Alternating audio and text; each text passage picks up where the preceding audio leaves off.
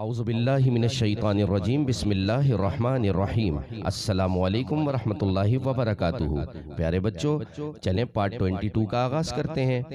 نبی کریم صلی اللہ علیہ وآلہ وسلم کی شان یہ بھی بیان کی کہ آپ صلی اللہ علیہ وآلہ وسلم کے اوصاف و کمالات جو توریت میں ذکر کیے گئے ہیں وہ روز روشن کی طرح واضح ہیں۔ سعدیہ نے سوال کیا کتنے واضح ہیں؟ کیا بیان کیا ہے قرآن نے؟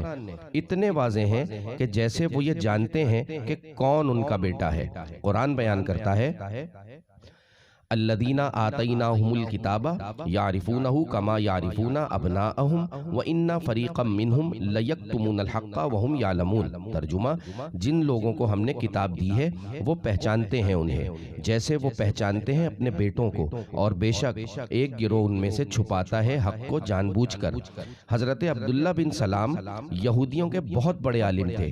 اپنے قبول اسلام کی داستان خود سناتے ہوئے کہتے ہیں، میں نے نبی آخر الزماں صلی اللہ علیہ وآلہ وسلم کی صفات تورات میں پڑھ رکھی تھیں۔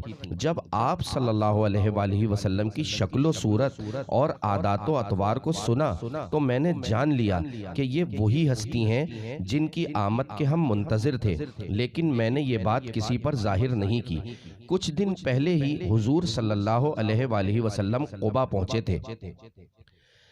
ایک روز ایک آدمی ہمارے گھر آیا، اس نے کہا کہ آپ صلی اللہ علیہ وآلہ وسلم قباء میں تشریف لے آئے ہیں۔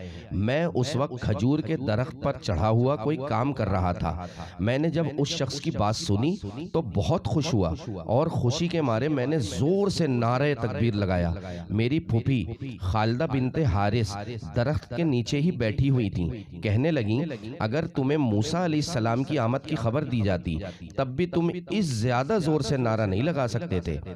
میں نے کہا، پھوپھی جان، خدا کی قسم یہ بھی موسیٰ علیہ السلام کے بھائی ہیں، اور یہ وہی دین لے کر آئے ہیں جو موسیٰ علیہ السلام لے کر آئے تھے۔ میری پھوپھی نے مجھ سے پوچھا، بھتیجے، کیا یہ وہی نبی آخر الزماں صلی اللہ علیہ وآلہ وسلم ہیں جن کے بارے میں ہمیں بتایا جاتا تھا کہ وہ قرب قیامت میں تشریف لائیں گے؟ میں نے کہا، ہاں پھوپھی جان، یہ وہی نبی ہیں۔ میں کھجور کے تنے سے نیچے اترا اور سیدھا سرکار دو عالم صلی اللہ علیہ وآلہ وسلم کی خدمت اقدس میں حاضر ہو گیا۔ جب میں نے آپ صلی اللہ علیہ وآلہ وسلم کے چہرے انور کی زیارت کی تو میں کہہ اٹھا کہ ایسا نورانی اور روشن چہرہ کسی اور کا نہیں ہو سکتا۔ میں ابھی آپ صلی اللہ علیہ وآلہ وسلم کی زیارت ہی کر رہا تھا کہ آپ صلی اللہ علیہ وآلہ وسلم نے ارشاد فرمایا، اے لوگو، سلام کو عام کرو اور امن و سلامتی کو پھیلاؤ، بھوکوں کو کھانا کھلاؤ، صلہ رحمی کرو، اور رات کو جب لوگ سو رہے ہوں اس وقت عبادت کرو، تم جنت میں داخل ہو جاؤ گے۔ آپ صلی اللہ علیہ وآلہ وسلم کا نورانی چہرہ اور اتنا پیارا ارشاد سن کر میں واپس اپنے گھر آ گیا۔ اپنے گھر والوں کو بھی اسلام قبول کرنے کی دعوت دی، سب نے اسلام قبول کر لیا۔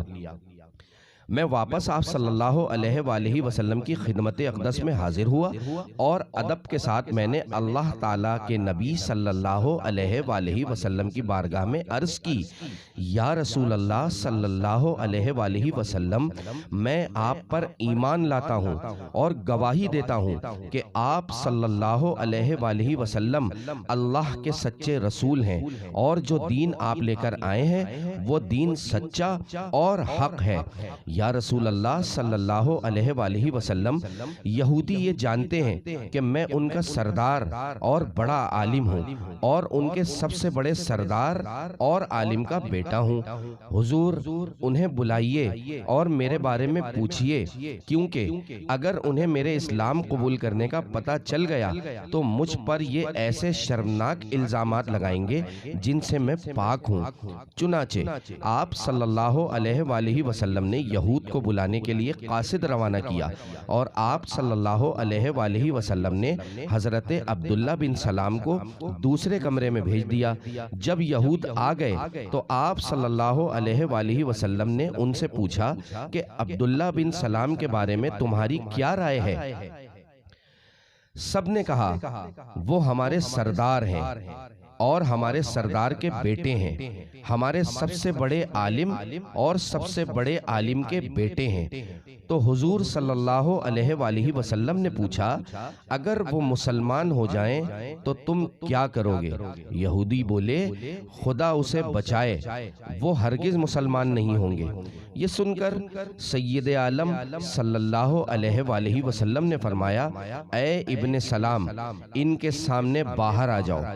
آپ باہر آ گئے اور یہودیوں کو مخاطب کرتے ہوئے فرمایا اے جماعت یہود، اللہ تعالیٰ سے ڈرو اور اس اللہ کی قسم جس کے سوا کوئی معبود برحق نہیں، تم جانتے ہو حضور صلی اللہ علیہ وآلہ وسلم اللہ کے رسول ہیں اور دین حق لے کر آئے ہیں۔ وہ کہنے لگے تم جھوٹ بول رہے ہو، اور کہنے لگے یہ بھی برا آدمی ہے اور اس کا باپ بھی برا آدمی تھا۔ یہود کو ان میں طرح طرح کی برائیاں بھی نظر آنے لگیں۔ حضرت عبداللہ نے عرض کی یا رسول اللہ صلی اللہ علیہ وآلہ وسلم، مجھے ان کے بارے میں یہی اندیشہ تھا جو انہوں نے ظاہر کر دیا۔ مما جانی نے کہا تو بیٹا یہ تھا یہودیوں کا حال۔ پیارے بچوں، آگے کی کہانی پارٹ 23 میں سنیں گے، تب تک کے لیے اجازت دیجیے۔ اللہ نگہبان۔